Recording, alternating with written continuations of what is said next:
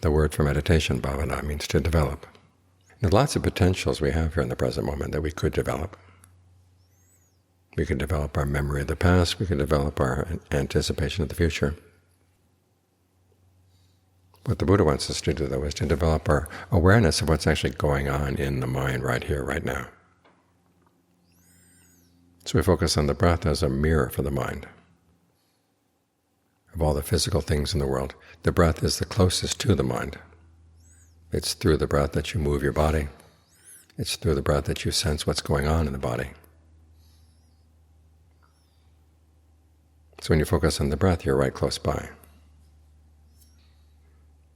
And then when a thought comes up in the mind, it's going to be reflected in the breath energy someplace in the body. And the more sensitive you get to this, the more you're going to see. Because there's so many potentials we have in the present moment that just remain undeveloped. Because we're focused on the things outside way too much. There are the events in the world outside, the events going on in the monastery. And in the monastery, okay, you have your duties, you have your responsibilities. You take care of those, but whatever time you have left, you want to focus inside. Because that's where the real problem is. After all, the Buddha said the cause of suffering is not things outside. It's what's happening in the mind. And he gave a very detailed map. How many of those details have you seen? There's a lot to see in here, if you look, and you begin to understand how you hold on to things, hoping to make something else out of them. But here you're looking just at the breath in and of itself, feelings in and of themselves, mind states in and of themselves. That gives you a very different perspective.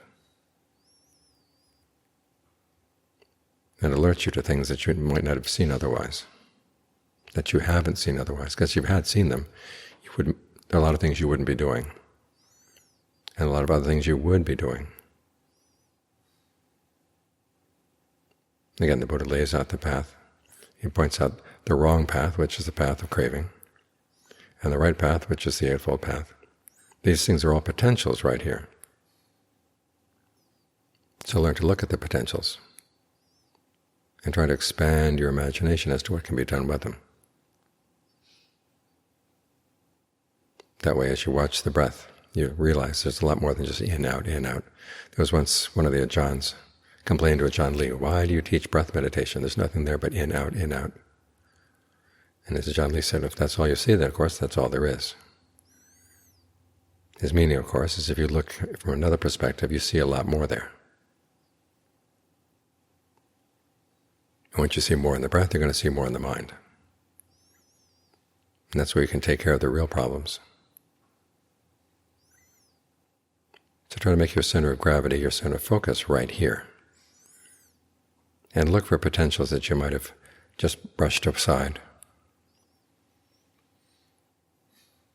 in the past. And say, maybe there's something there. We have the luxury of time to meditate, so make the most of it.